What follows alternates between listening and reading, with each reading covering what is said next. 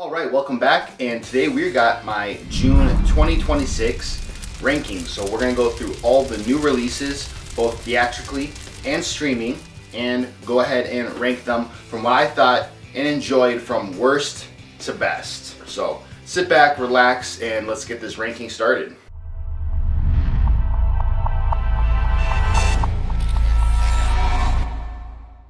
Alright, and before we get started, drop a comment down below, as always, letting me know your personal ranking, what your favorite June movie was, and if you think I missed something that I would enjoy, let me know down below. But we'll start it off with number 11 on my list, and that is The Death of Robin Hood.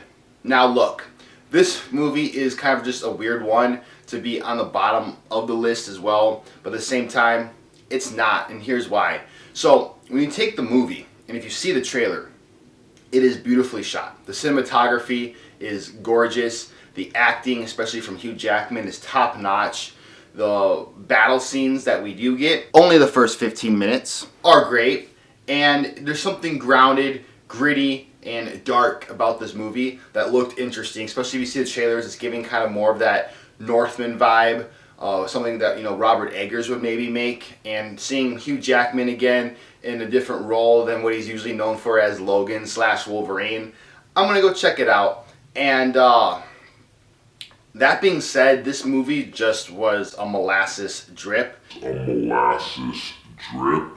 I didn't do a full-on video for this. I only did a YouTube short, but this movie did not click with me. It did not do anything remotely entertaining or interesting. So it takes the story of Robin Hood and kind of twists it around a little bit. And look, I'm not too familiar with the story of Robin Hood, but it's kind of just showing that he was more of an outlaw, more of a bad guy than the usual swashbuckling, steal from the poor, steal from the rich, give to the poor kind of hero. He was more of, like I said, like an outlaw, someone that was more violent, someone driven by selfish and greed. That's what I got out of it. And then you open up with this really cool 15-minute, action-packed fight scene, battle scene, robbery scene, I guess you gotta call it. Or look, I did not care for this movie. I don't even remember what the beginning was trying to show. But after that, this movie just goes on a ride of slowness and nothing even happens. So when I went to go see this, I went to do a double feature of this and Leviticus, and my Leviticus showtime started at 9:30, and knowing trailers and stuff, I was like, okay, it'll probably be more like 9:50. So I'm kind of like checking my watch, and then all of a sudden it's 9:11 during this movie, and I was like, because if my math was correct, this movie should be ending within 10-15 minutes, and I was like, how is the ending this close? No climax whatsoever. And if there was a climax, it was really through like the dialogue of it. But it took so far to get there, took so slow to get there, that me personally, I kind of tapped out and was just watching it to hope it gets better. But it was just not.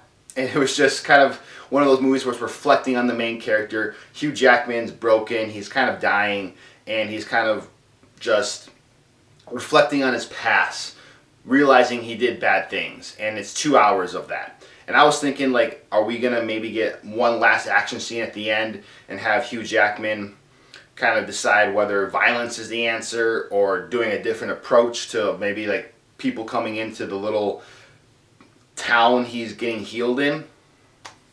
No.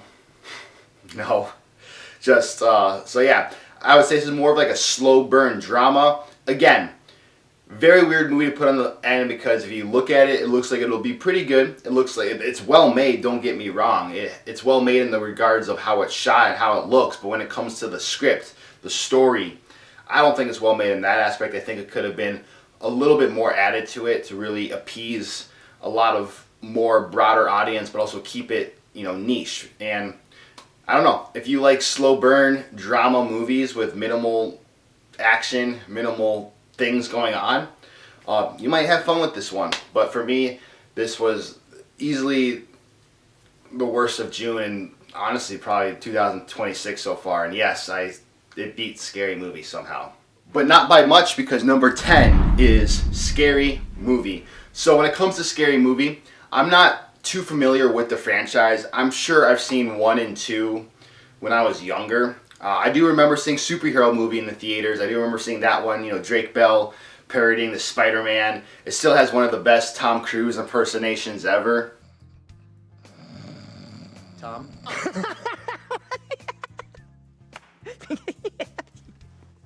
When it came to Scary Movie, it's just kind of forgettable. I kind of remember seeing it, the first one, and I kind of don't remember seeing it. So going into the number 6, I was like, let's give it a shot. It looks like it's parodying a lot of movies that came out with the past few years, especially when parodying the movies of horror. And I was like, this could be fun. This could be a blast, because I've seen most, if not all, of these movies that they're parodying in Scary Movie. So I was like, could be fun. And right off the first 5-10 minutes, I was like, oh no. It just look, I like, on paper, that comedy is funny to me. I can have a good time with it, but how they executed it in this one, it just felt off. It felt lazy. It felt like even some jokes that I laughed at then were explained a sentence of dialogue later, which just completely ruined the joke for me. I was like, why do we need to explain these jokes? They're funnier if you don't explain them, because you use your mind to get it. Some jokes took me like a second. I'm like, oh, that's pretty funny, and then it's explained. You're like, okay, yeah, you're explaining the joke, kind of ruining it now. And then overall, there was a mini narrative to it, mostly on Scream 5, I believe it is, that they're parodying.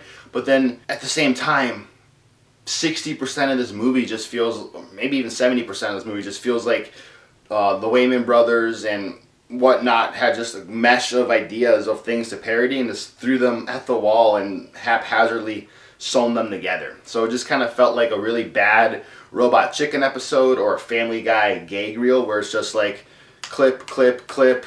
All right, a little bit of narrative. Clip, clip, clip, clip, clip. A little bit of narrative. Like, I remember just sitting in the movie being like, oh, I wonder how they're going to tie in that Sinners scene or that Substance scene that I saw in the trailer. And they really don't tie it in at all. It's just there. Like, the Sinners scene where they're approaching the house party and the 3 people are supposed to be vampires. It's all of a sudden like, oh, I guess they're vampires now. Didn't see how that happened. Didn't see why that happened. No explanation on that whatsoever. And look, I get it. It's kind of like a dumb comedy film, so it's like, don't think about it too much. But, there's a line. There's a line for me where it's like, don't think about it too much, to like, again, just felt like a random clip thrown at the wall and was just like, go for it. And that being said, a lot of the movie was just not that funny to me. Like I said, on paper, it could be funny.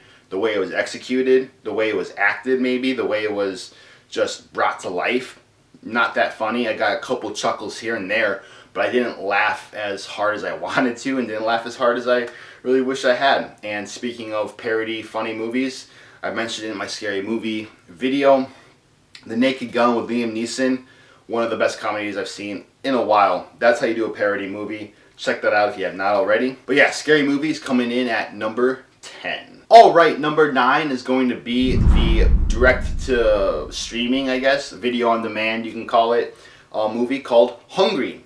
This is about a group of 2 teenage, I think they were sisters, maybe friends, going on a river raft ride in New Orleans, and go off the beaten path and come across a hippo, a hungry hippo, like the board game.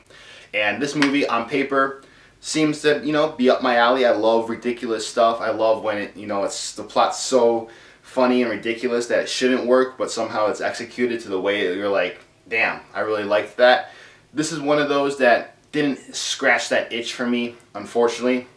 I did make a video on this, which seemed to be well beloved. It's gotten quite a bit of views and likes and a little bit of discourse in the comments, which I love. I love talking movies in the comments, so please always drop a comment down below about some movies you saw this June. Let's discuss. But yeah, when it came to Hippo, it just kind of didn't execute the idea as fully as I wanted it to. When it comes to another Hungry Hippo movie down the road, I'll probably go check it out. Hopefully that one's a little bit better than this one, but this one's more of just like a broader one, I guess, if you're not really into animal horror. I think you can tolerate this one because there's really no like gory kills. There's no nothing in that realm. The hippo is kind of slowly suspense through the runtime, and then when we finally get the hippo action, they don't hold back, and we get a full-on hippo. The CGI isn't awful, but it's just the way the plot develops. The characters too, I didn't really care for. None of the characters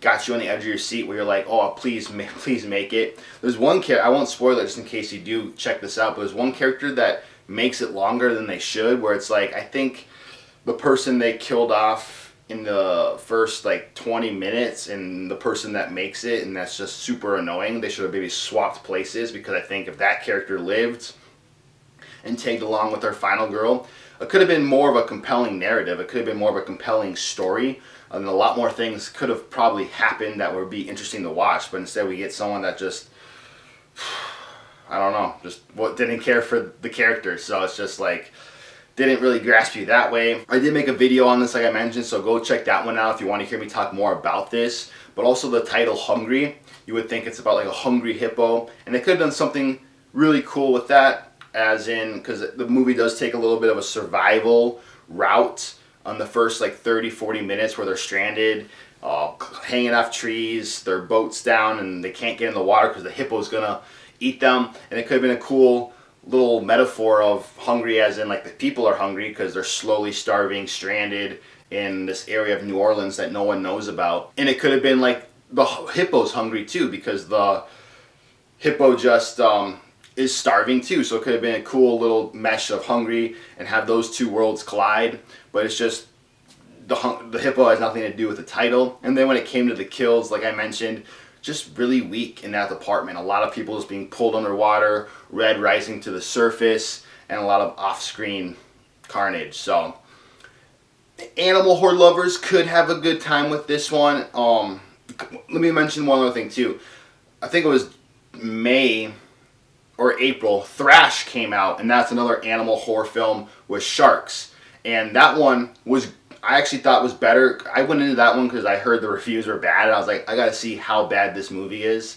And you know, the first two halves of the movie, I was like, okay, this movie isn't that bad. I'm actually digging it. And then it goes off the rails during the ending, and it gets a little ridiculous, and it gets like a tonal switch, and it just doesn't fully mesh. So Thrash is like pretty decent, and then kind of gets bad. Hungry is kind of like, kind of bad, but then the last act of the movie is kind of interesting, kind of fun, and that's what you came here for. So I thought that was an interesting way to look at those. So a couple animal horror movies new in 2026. Pick your poison. All right, coming in at number 8 is a new Norwegian horror film called Kraken, and this is another one that's on video on demand.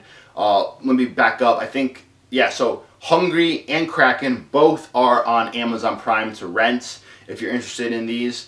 Kraken I enjoyed it more than Hungry. You know, anything that comes with the ocean, anything that comes with giant octopuses, squids, tentacles, sign me up, because that shit is pretty creepy. You know, oceans are creepy. You don't know what's lurking 40,000 feet below, or even like in the shallow waters even. You can't see under there. So the use of that I thought was really well done in Kraken. There's a lot of cool elements where you see the fog and a silhouette of a tentacle. You see an overhead shot of people kayaking in Norway, and you see slowly like the shadow under the water and come out.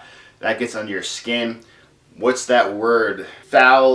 Thalassophia?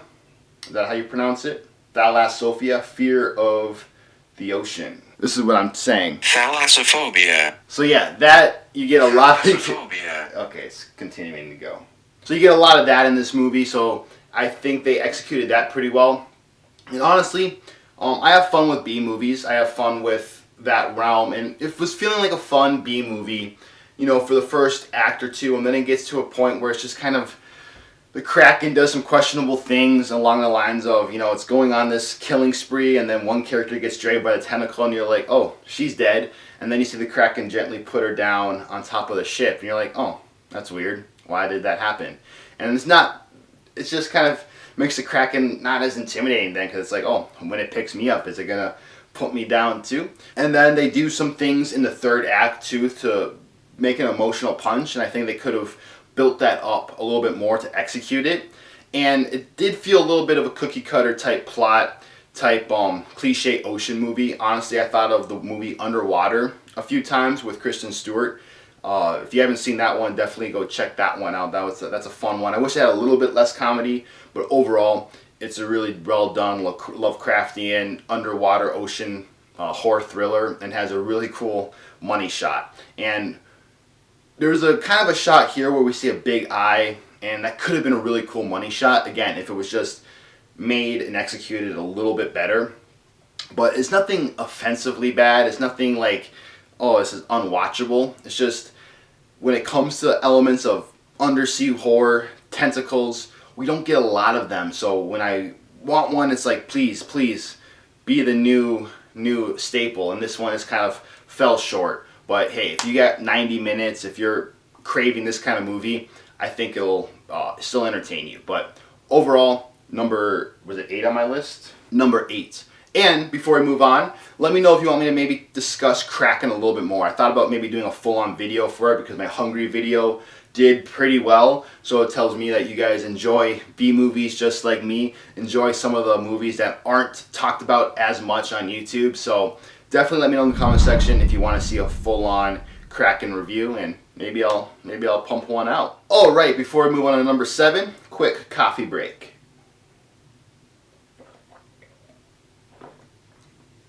Alright, number 7 is Leviticus. Now, another one that I didn't do a full-on video for. I ended up doing a short, a YouTube short for it. So if you don't know, I'm doing YouTube shorts too. I don't do a lot of them.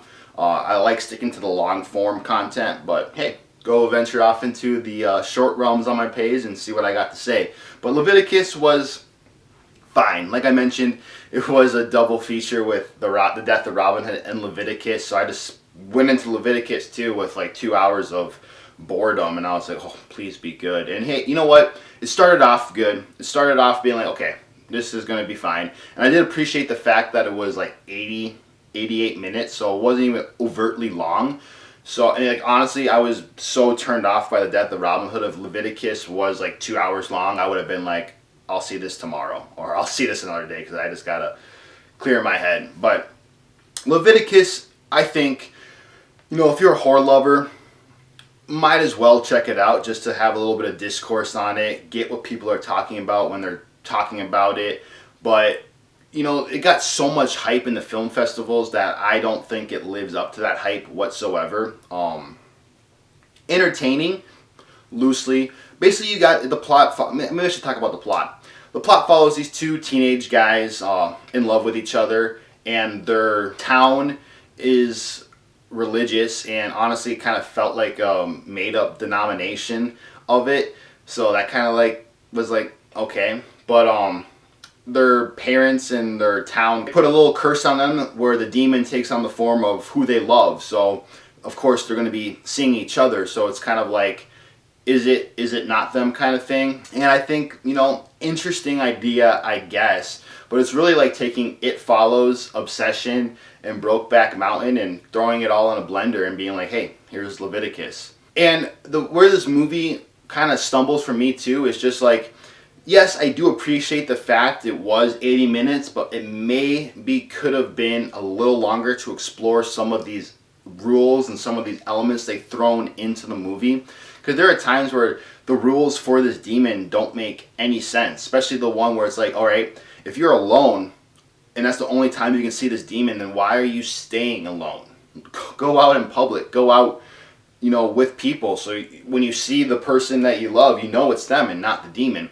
So it just didn't make sense that way. And this being 88 minutes, it kind of is still a slow burn. I think it did kind of a good job at the suspense building in the beginning and the like, what's going on here. Even the first opening of the shot of the movie, I was like, oh, I can get down with this. Is cool. The way it's filmed, the way it's like, oh shit, that just happened. But then when you learn of the rules of the movie and why it's they're doing what they're doing, the beginning doesn't make sense, because without going into too much detail, it opens up with a girl in a shower, and you obviously know somebody's in the shower with them, but you can't see them because obviously it's this entity that we can't see. So the girl's seeing it, And the way she's acting with the entity, the movements she's doing, she like goes down, it kind of gives the hint that this is a guy she's seeing, but then we learn that it wasn't a guy, it was a girl. So it's like, okay, maybe they could have filmed that scene just a little differently to give that feeling, because yeah, you'll know it when you see it. But I was like, oh, interesting. So this is kind of just a demon that's feeding off love for, you know, whether it's boy, girl, girl, girl, boy, boy. It's just, at the end of the day, it's maybe like a love, lust demon. But that's not the case. So the beginning doesn't really make sense. So there's a lot of rules here that they don't follow. And it's just kind of like, hey. But, you know, like I said, average horror lover, you could have some fun with this one. But at the end of the day, I didn't really care for it. But besides all those negatives, you know, the chemistry was pretty good between our two protagonists.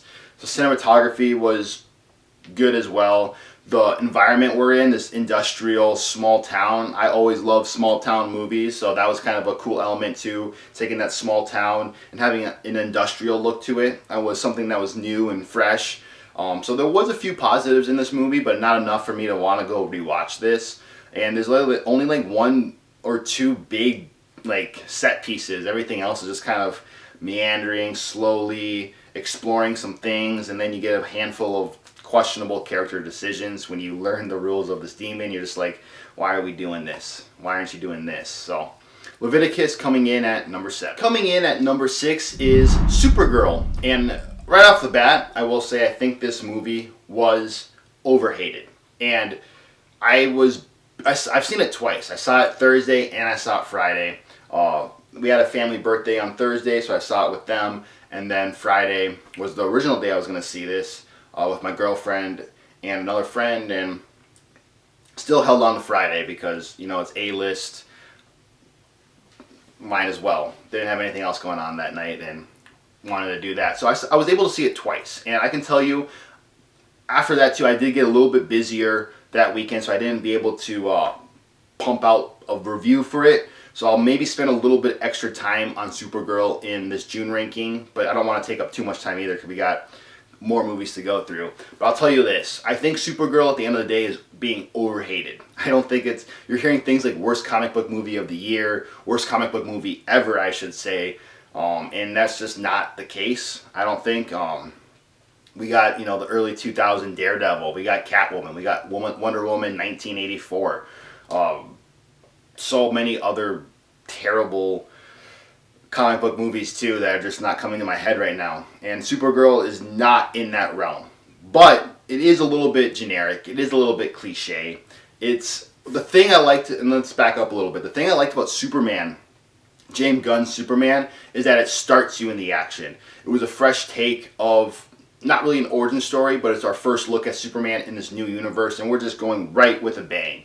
Supergirl, on the other hand, is a little bit more of one of those slower origin stories where you don't get her in that Supergirl costume until the last act of the movie. And it also feels kind of like I've seen a little bit of comparisons to Guardians of the Galaxy, and I did get that feeling when I was watching the trailer. Now, after the movie, still can see a couple comparisons. You know, even the main villain kind of looks like something that walked out of Guardians of the Galaxy. But at the same time, I think it does stand on its own a little bit, and it's just another kind of space adventure. The first time I saw Supergirl, I was like, right on. This was actually a lot better than I expected. What are these reviewers talking about? When I saw it the next day, still enjoyed it. Still was like, yeah, this is overhated. But I did see some of those flaws a little bit more. I did see a little bit more of those narrative flaws in it.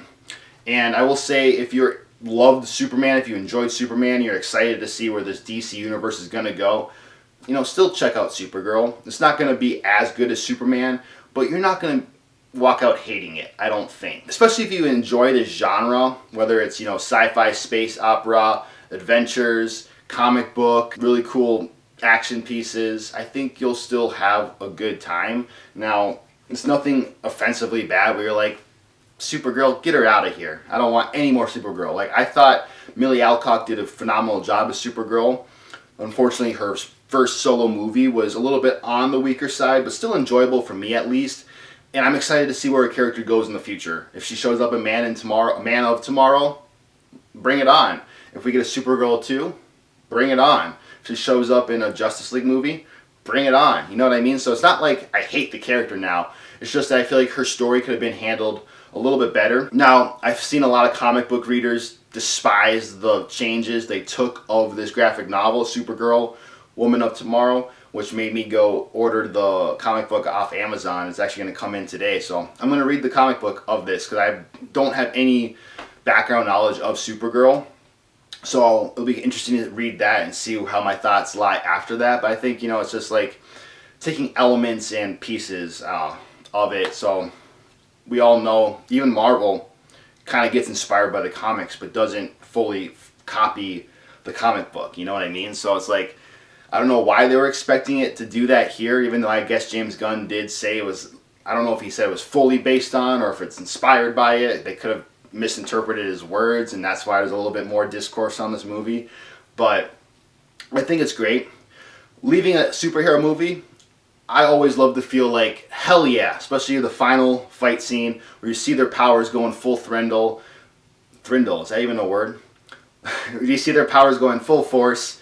You see them kicking ass. You get that little feeling of hope. You get that feeling of encouragement. You get the feeling of magic. You're like, yeah. And I did get that during Supergirl's final scene with her costume. And I will say, I do got to rewatch Superman. But I almost feel like her powers in the way we see those Kryptonian powers, whether it's heat vision, X-ray vision, the way she's flying, it's all really well done. I thought they really captured that really well. And again, I got to rewatch Superman, but I think they almost did it in a better way than what Superman did. Now, it's not a better movie than Superman. Superman has a lot more going on. It's a little bit more fresh. I don't know if original is the right word, but you know, it feels new. It feels like a breath of fresh air.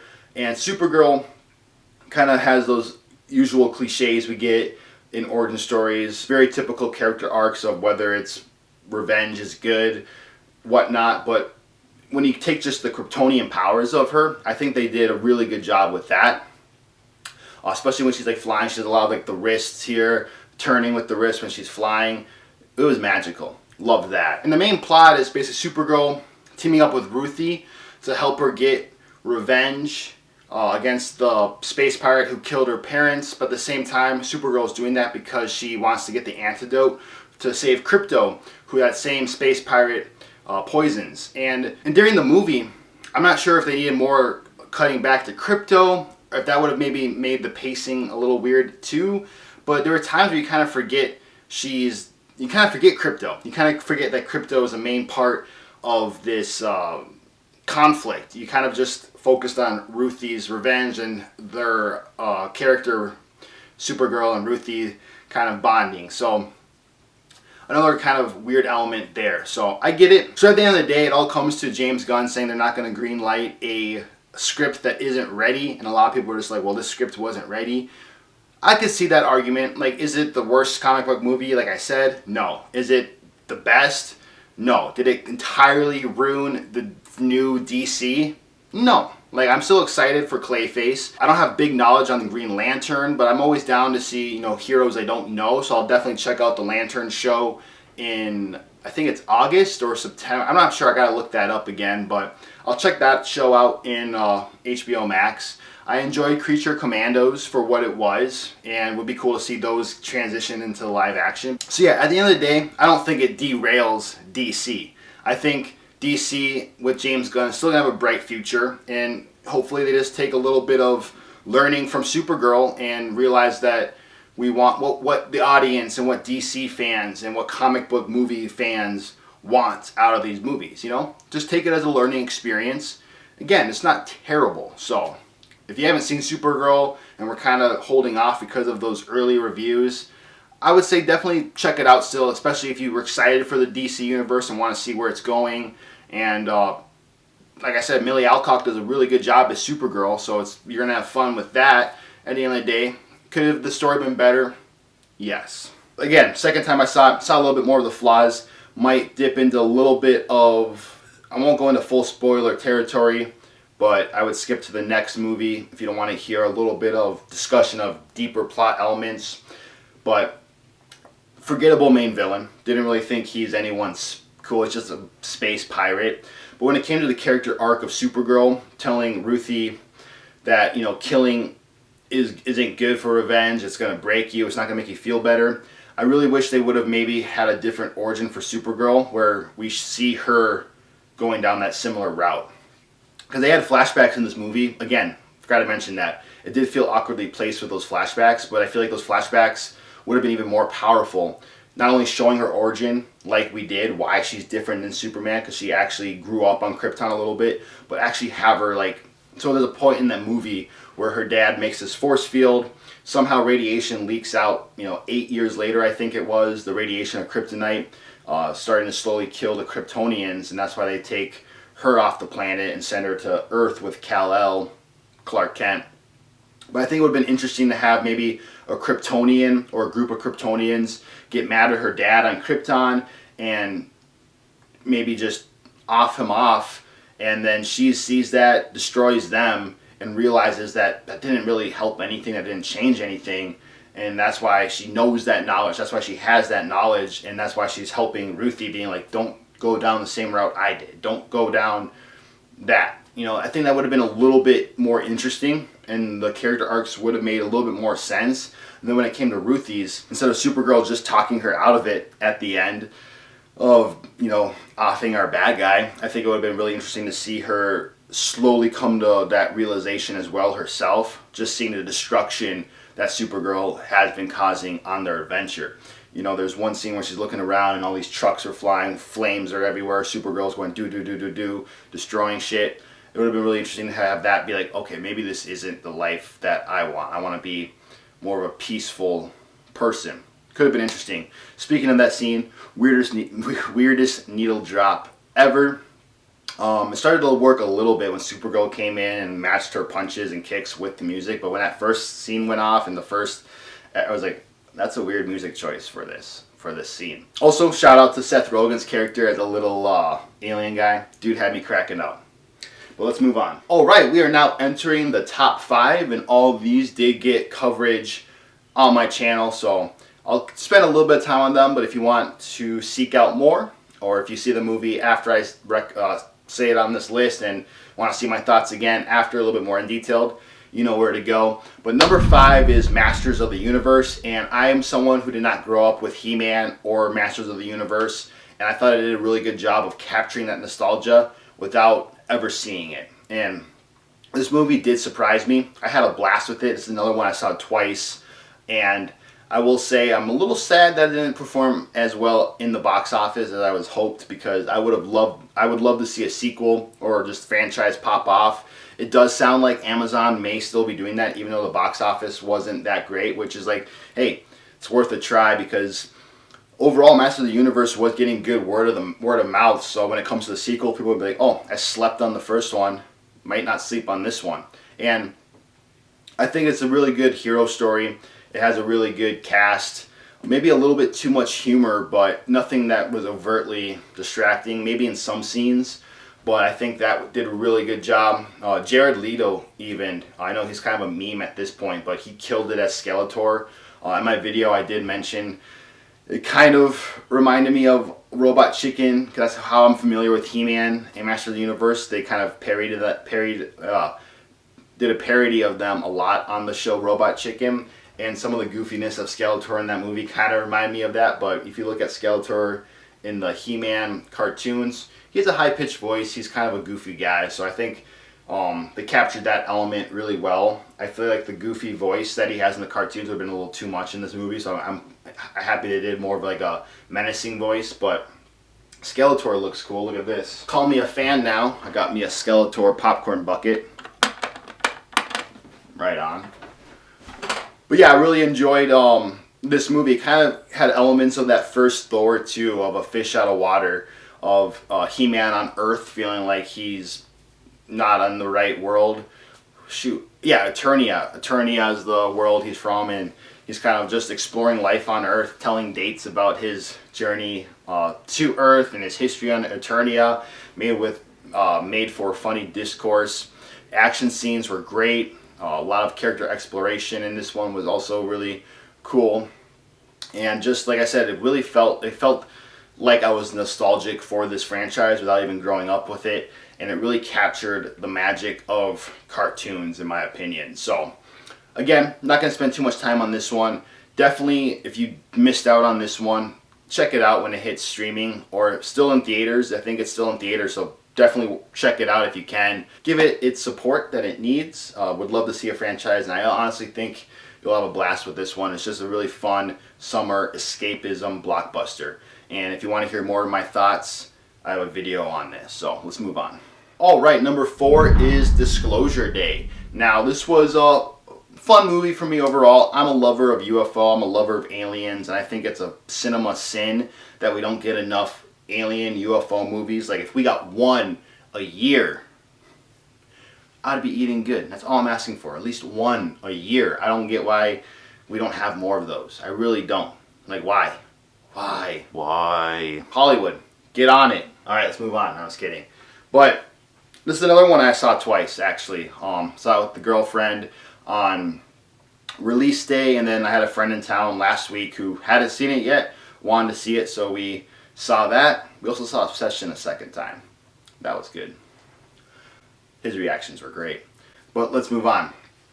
Disclosure Day, I liked it a little bit better the second time too. This is another one I have a video on for like overall thoughts, so go check this out. But I'll talk about some different things here. So there are some elements that are just like what's going on, especially when I think his name's Daniel sneaking around the farm, and it's so obvious he's sneaking around. It's like, how do they not see them? How does he not see them? So there's a little bit of that here and there. But here's what I see a lot of people kind of complaining about is the fact that the overall plot of this movie is getting a USB drive to the news station. Now, when I gave that thought, I was like, okay, kind of see why that's kind of rubbing people the wrong way, because in this day and age, you can so easily just put it on YouTube, put it on the internet, and have it be there. You don't need to bring it to a news station. But then my thought too is, and I'm interested to hear what you guys think of this, is like, if that were to happen, what would you believe more? What would you believe more? Would it be just some random whistleblower that you don't know is the truth, or if you don't know is actually a whistleblower, upload this stuff on YouTube, Google, whatever it is, and you see it for yourself online? Or would you believe it more if you went home one day, turned on the TV, and noticed every single news station is covering this story? And keep in mind, we're on the brink of World War III as well. So there's always been coverage of this ongoing war. There's always been coverage in this universe we're in. But the day you get home, you notice all these news channels, not even in the United States, all around the world are covering UFOs and the same footage. What would you believe more? See, that's where I'm going with it. So I mean, yes, the plot could be a little outdated, but if you think of it that way, I think it works in my opinion, because I think I would believe it more. I know the news can lie. I know the news can kind of do things that shed light on the things they want to shed light on, and they avoid stories they want to avoid. I get that aspect. But when it comes to UFO and aliens, they're always avoiding that. You never see coverage of that. We see all these things on Google, see all these things released, files, whatnot. The news never covers them. So what if they did one day? What if all the news outlets covered them? What would that make you think? Food for thought. The plot doesn't suck that much anymore, does it now?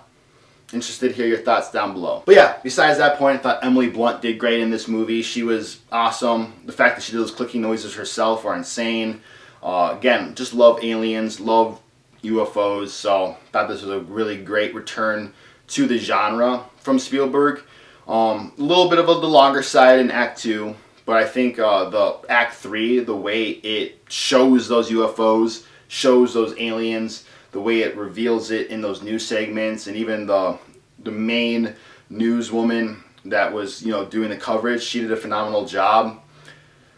So I did like this movie. Could it have been better at some elements? Yes, there's some rules with the objects they didn't really go into full detail on. It kind of seemed like it was dangerous one day, dangerous in one scene, not dangerous in the next. So kind of jumped around in that aspect, but overall, it definitely hit home. The second one was like, okay, I enjoyed this a little bit more. I did enjoy it the first time, but I still enjoyed it a little bit more in the second viewing. So Disclosure Day is coming in at number 4. All right, top three now. Number three is Carolina, Caroline. And this is one that I actually did a video on, kind of knowing that my subscribers might not even check it out because it's like, what's this movie? But if you slept on it, if you slept on that video or slept on this movie, trust me, go see this movie. That's why I did a video on it.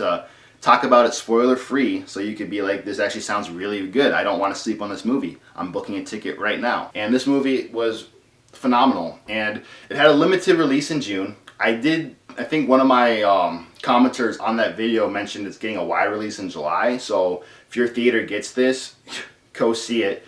It's a very great crime thriller.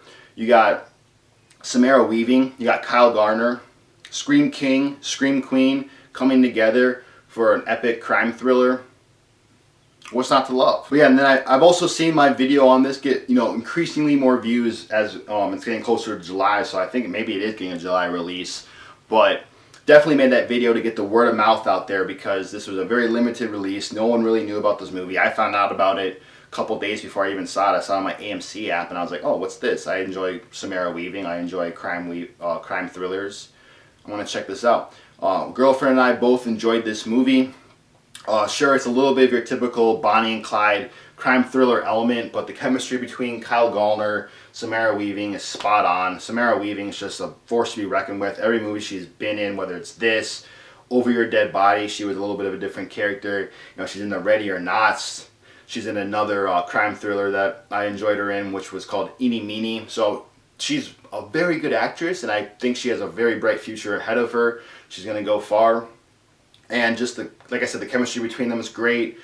You can kind of see why they get into what they do.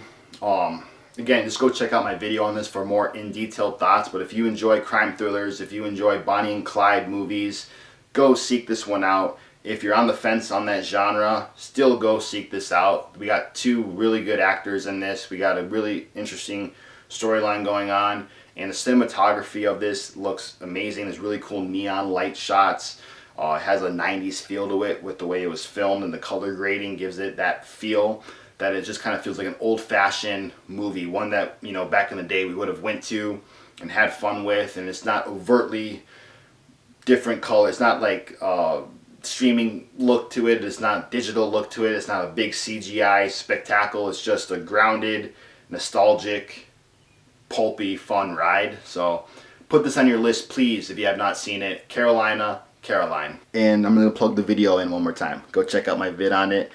I talk about it for about like 10-15 minutes.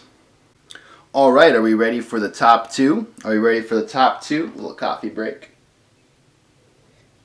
Man, rankings. They get me. It's hard sometimes, It's like, do I have recency bias? Am I doing this right? But at the end of the day, it's my list. And the top two for me was hard. The top two for me were hard. And I think this could go either way on either day. My number one could be my number two in June. My number two in June could be my number one, depending on the day and depending on what I want to watch that day. And I think, this list might surprise some people. This might be something crazy, but number two is The Furious. Now, like I said, this could be my number one on a different day, but as of today when I'm filming this video, I gotta stick at number two. Now, exceptional movie. Exceptional movie. I have a YouTube video on it, so definitely check that one out. It's one of my most viewed videos as well. And this is just an action masterpiece. If you haven't seen it yet, definitely seek this out. I think it's still playing in theaters, and I'm sure it's going to hit streaming very soon. Theater movies only get, like 2-3 months of love now, and it's right on streaming. Cinema's dying. But, no, cinema's not dying. It's just, they got to work out a little bit of that. They got to put things in theaters for a little longer. Get people back in the theaters. The Furious is an exceptional masterpiece, action blockbuster, not blockbuster, but an action ride. If you like things like The Raid, if you like John Wick, this is the new staple. Like, give it a few years, like next year even, and if there's another action movie that comes out that's just insane, it's going to be like, oh, we haven't seen action like this since The Furious, or the Furious, like, because like right now you see here, when action comes out, you always hear it being compared to The Raid. We haven't seen an action movie like this since The Raid. I even think they actually put that in the trailer for the Furious. Or it's like, yeah, this movie was like John Wick, but a little dumbed down. You know, you use those movies to make those references. And I will guarantee you the Furious is going to be that new one. You know, 3 years down the road, it's big. Yo, check out this action movie. This shit was like Furious on steroids kind of thing. You know what I mean? So it's definitely going to make its place. It's definitely going to find its audience. It's definitely an exceptionally well-made movie. The stunts in this, the choreography of the fights are insane. Again, I go on a 20-minute spiel in my video. But the cool thing about these fights too was it used a lot of gravity, it used a lot of leverage, it used people's bodies to like do what it needed to do. And it's really hard to explain what was going on, but you just watch it and you're enthralled. You're like, damn, this is crazy. And the fact that they actually did this as real people, real stunts, makes me kind of be like, damn, I maybe should have put this as number one. But the only reason why it's not number one is I'll explain why when I talk about my number one, I guess. And the final fight in this one where we get the 2 versus 1, awesome. It's awesome. That's all I can say about it. But there is a point in this movie where I don't know if saying too much action is the right word because, you know, I love action. You can never have too much action. But there was a point where some of these fights were exhausting. And I don't know if I just watched the movie a little bit more tired than usual because at the end of the fight, I'm like, all right, let's wrap this up. Even though I was so enthralled, I was like, I don't want it to end. But at the same time, I'm like, all right, this fight's going on forever. But again, choreography is going off the charts. It's insane. But there are times when the fights are a little exhausting. But at the same time, it's like, I do want to see this again, and I'm surely bet number 2 is going to blow this out of the water. Or I feel like number 2 viewing of this is going to move it up and be like, all right, I made a mistake on my ranking video. This should have been number 1.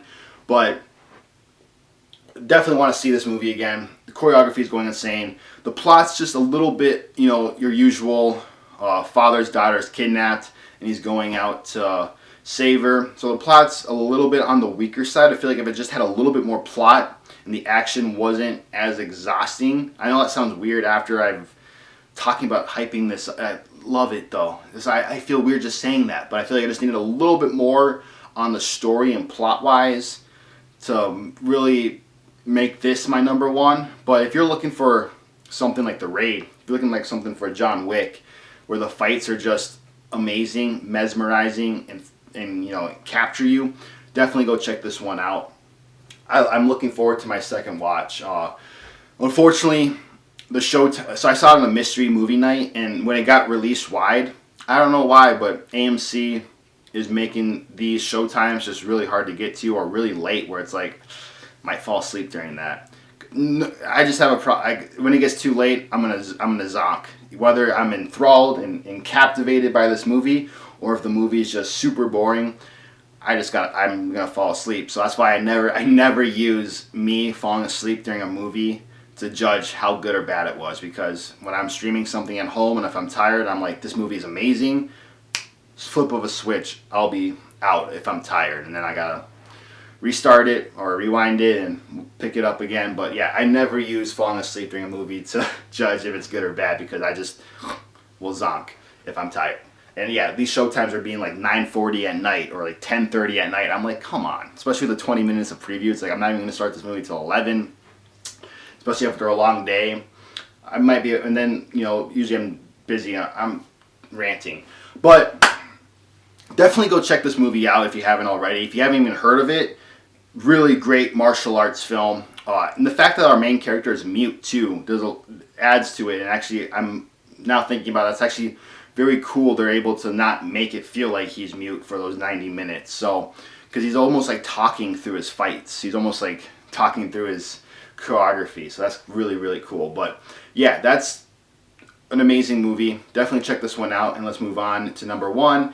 And before we move on to number 1, I'll plug it one more time. If you felt like I didn't cover The Furious enough right here, go check out the video. I go into more depth of that movie. All right, number 1 is Toy Story 5. Now, this one just scratched the itch of missing on very, very, very wonderfully done animated movies. I feel like Pixar's kind of been in a rut lately, and that's kind of why maybe they're throwing more Toy Stories out lately. Like, a lot of people say Toy Story 3 is where it should have ended, and people were not so big on Toy Story 4, and some people are saying, hey, it's Woody's epilogue. I get it, yada yada. Look, I did a Toy Story 5 video. Not really, it was a kind of a review, but also kind of a discussion. It was kind of a different approach to a review, so definitely check that one out. It's spoiler free, but essentially I view it as Toy Story 1 through 3 is Andy's trilogy. Toy Story 4 through 6, I'm pretty sure they'll make a 6, is going to be Bonnie's trilogy. So, but at the end of the day, I do see your guys' concerns why it's like we should have stopped at 3. We should have stopped at 3.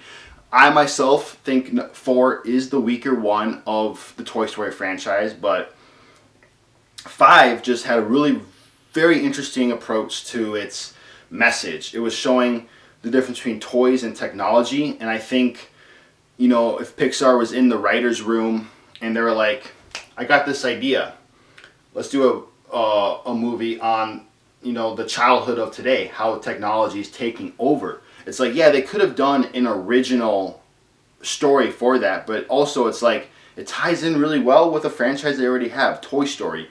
And if you look at The Incredibles, if you look at Monsters, Inc., if you look at Cars, their one-off Ratatouille, their highlights before they started to, not be as consistent.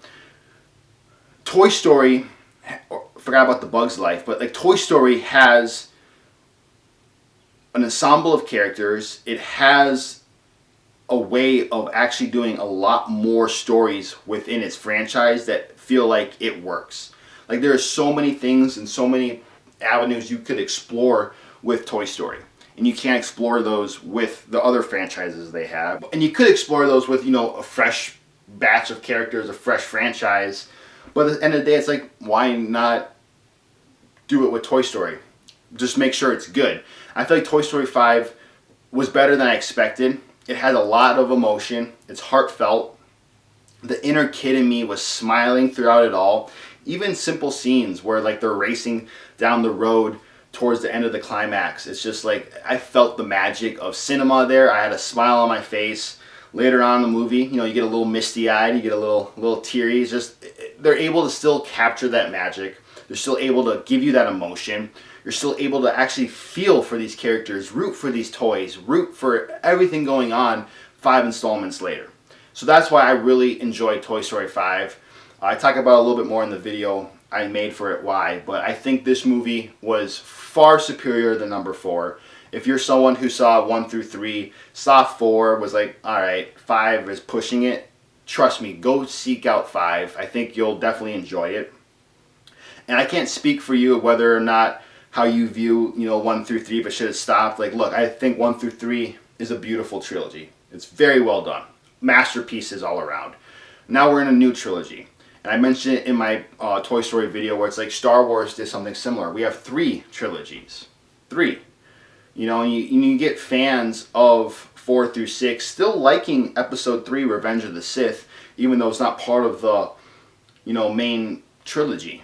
So it's like, I feel like Toy Story is doing something similar to that, and I don't know why they're being, not attacked more, but kind of just like, we don't really need another one, because I feel like if there's more stories to tell properly, if it's going to be well executed, like this technology angle was, I think it really, really can work. And I feel like it's something that, they can explore. And I'm interested to see how my second viewing of this is, just because I loved it. I saw it with my girlfriend. She loved it too. Well, then she saw it a few days later again with one of her friends. Still liked it, still loved it, but she was like, it wasn't as good as the first time of seeing it. So that's why it's like, interested to see how Furious and Toy Story 5 compare on my second viewings. Like I said, they could swap. Now, if I'm craving action, I'm going into the Furious. You know what I mean? So it's almost like Toy Story 5 and the Furious are tied in that place. But I'm also putting Toy Story 5 above as well, because I feel like it's just because it's number 5, people are like,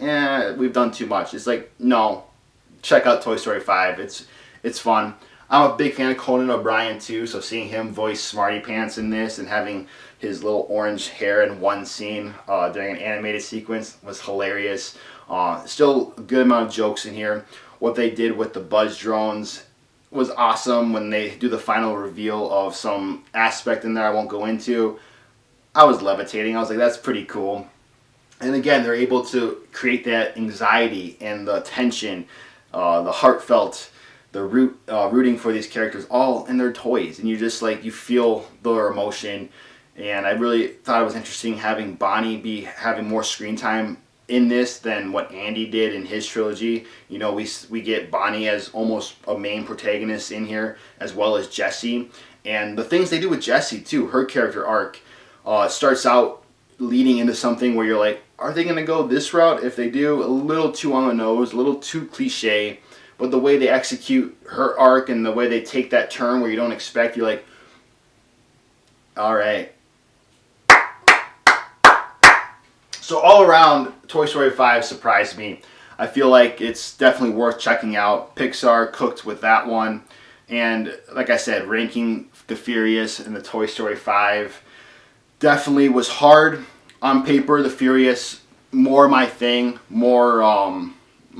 but Toy Story 5 just brought out that inner kid in me, and I was smiling throughout when the Pixar logo came up throughout the whole movie. So Toy Story 5 was just heartfelt, and I'm glad it's getting good reviews overall. There's some people that I was surprised kind of like rated it a little bit lower. I was like, damn, I loved this one. Loved it. So Toy Story 5, I'm showing it its flowers, putting it on number 1. Had a good time with it. I'm excited for the rewatch.